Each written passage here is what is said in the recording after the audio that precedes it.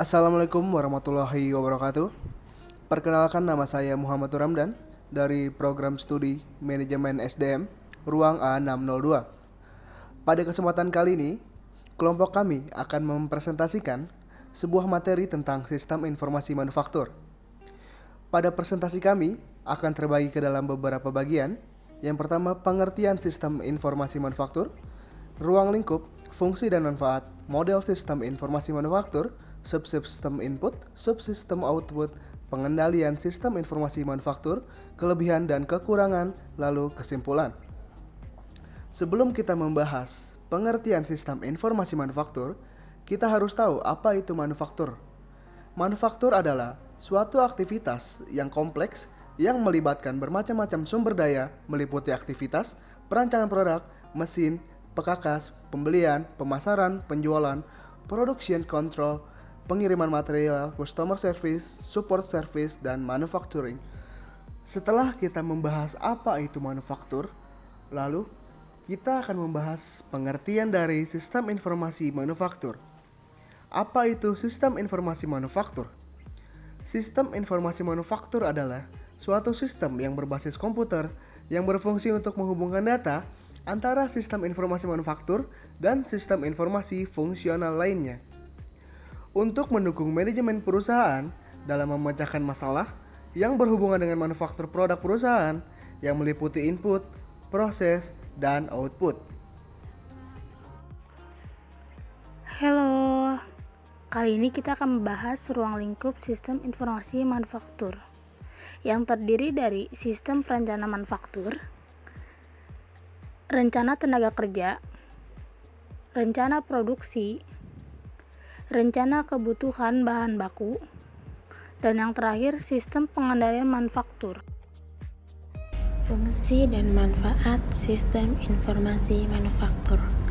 Manfaat sistem informasi manufaktur ada 4. Yang pertama, hasil produksi perusahaan lebih efisien dan tepat waktu karena menggunakan komputer sebagai alat prosesnya. Yang kedua, arsip perusahaan lebih terstruktur karena menggunakan sistem database. Dan yang ketiga, perusahaan lebih cepat dalam memperoleh informasi yang akurat dan terpercaya. Yang keempat, sistem informasi manufaktur yang berupa fisik robotik akan membuat hasil produksi semakin cepat. Adapun fungsi sistem informasi manufaktur adalah untuk mendukung fungsi produksi yang meliputi seluruh kegiatan perusahaan, seperti perencanaan dan pengendalian proses untuk memproduksi barang dan jasa. Ada pula model sistem informasi manufaktur. Input data atau informasi dalam sistem informasi manufaktur adalah memasukkan data internal dan eksternal. Data internal adalah seluruh data yang mendukung proses secara keseluruhan, meliputi data sumber daya manusia, material, mesin, transportasi, frekuensi perawatan, dan sebagai berikut. Ada pula data eksternal. Data eksternal adalah data yang berasal dari luar perusahaan, yang mendukung proses pengelolaan data untuk menghasilkan informasi yang bermanfaat untuk penghitungan biaya dalam manufaktur dari awal sampai akhir periode. Data ini meliputi data pemasok, supplier, kebijakan pemerintah tentang listrik, UMR, dan sebagai berikut. Halo guys, kita akan membahas subsistem input yang terdiri dari 1. Sistem informasi akuntansi.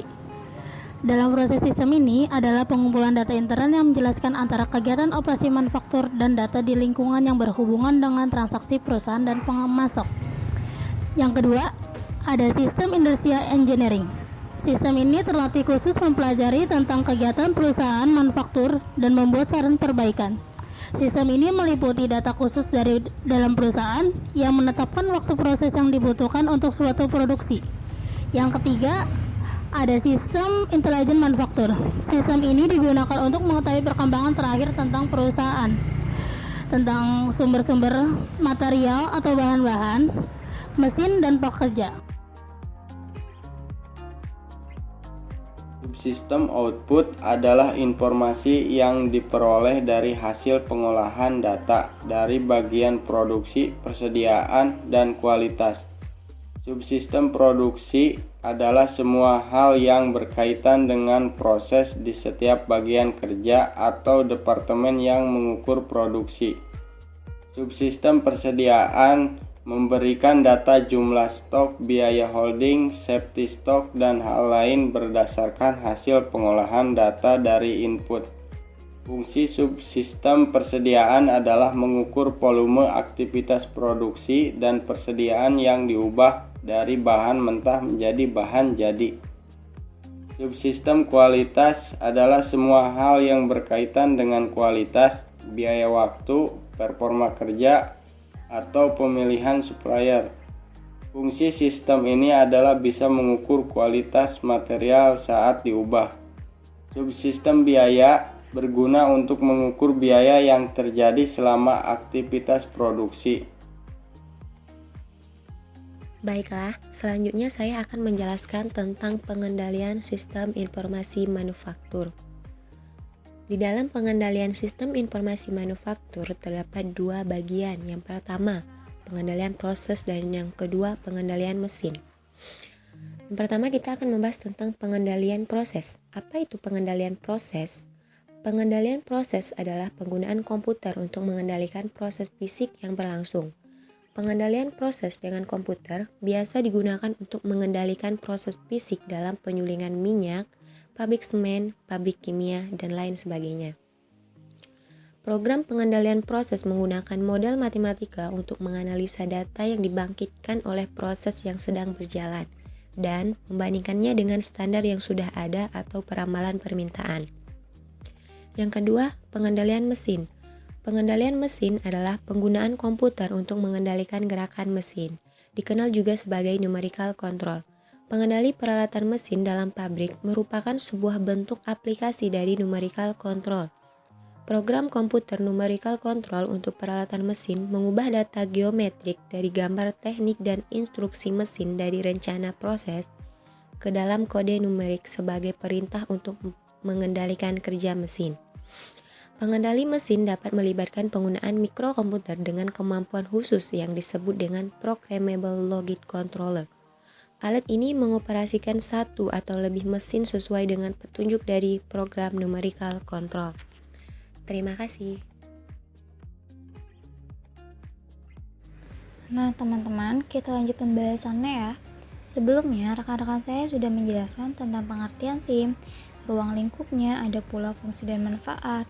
Kemudian model SIM, terdapat pula subsistem input, lalu subsistem output, dan yang terakhir tadi yang dibahas oleh rekan saya adalah pengendalian dari SIM. Pada kesempatan kali ini yang akan saya jelaskan adalah kelebihan dan kekurangan dari sistem informasi manufaktur itu sendiri. Untuk kelebihan sistem informasi manufaktur itu terdiri dari yang pertama, hasil produksi perusahaan lebih cepat dan tepat waktu. Kemudian yang kedua, manufaktur menggunakan komputer sebagai alat prosesnya. Yang ketiga, perusahaan lebih cepat memperoleh informasi yang akurat dan terpercaya. Kemudian arsip lebih terstruktur karena menggunakan sistem database. Yang kelima, sistem informasi manufaktur yang berupa fisik robotik, hasil produksinya semakin cepat. Dan yang terakhir dari kelebihan sistem informasi manufaktur yaitu tepat dan berkurangnya jumlah sisa bahan yang tidak terpakai. Selanjutnya, kekurangan dari sistem informasi manufaktur terdiri dari yang pertama, kurangnya komitmen top management. Yang kedua, kesalahan memandang MRP hanyalah software yang dibutuhkan secara tepat. Yang ketiga, integrasi MRP GIP yang tidak tepat. Yang keempat, membutuhkan pengoperasian yang akurat. Kemudian yang terakhir dari kekurangan sistem informasi manufaktur ini adalah sistemnya terlalu kaku. Dari penjelasan-penjelasan yang sudah dijabarkan oleh rekan-rekan saya, maka untuk materi ini dapat disimpulkan bahwa sistem informasi manufaktur adalah suatu sistem yang berbasis komputer yang berfungsi untuk menghubungkan atau mengelola data secara sistem informasi fungsional lainnya, guna mendukung manajemen perusahaan untuk memecahkan masalah yang berhubungan dengan manufaktur produk perusahaan yang meliputi input, proses, dan outputnya.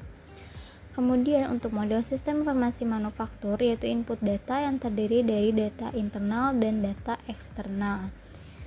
Subsistem input terbagi dalam 3 bagian, yaitu yang pertama ada subsistem informasi akuntansi, yang kedua subsistem industri engineering, dan yang ketiga subsistem intelijen manufaktur. Sedangkan subsistem output terbagi ke dalam 4 bagian, yaitu yang pertama ada subsistem produksi, subsistem persediaan, subsistem kualitas, dan subsistem biaya. Demikian yang dapat kelompok saya sampaikan mengenai materi sistem informasi manufaktur ini. Apabila terdapat kekurangan dalam penyampaian materi, mohon dimaafkan. Terima kasih.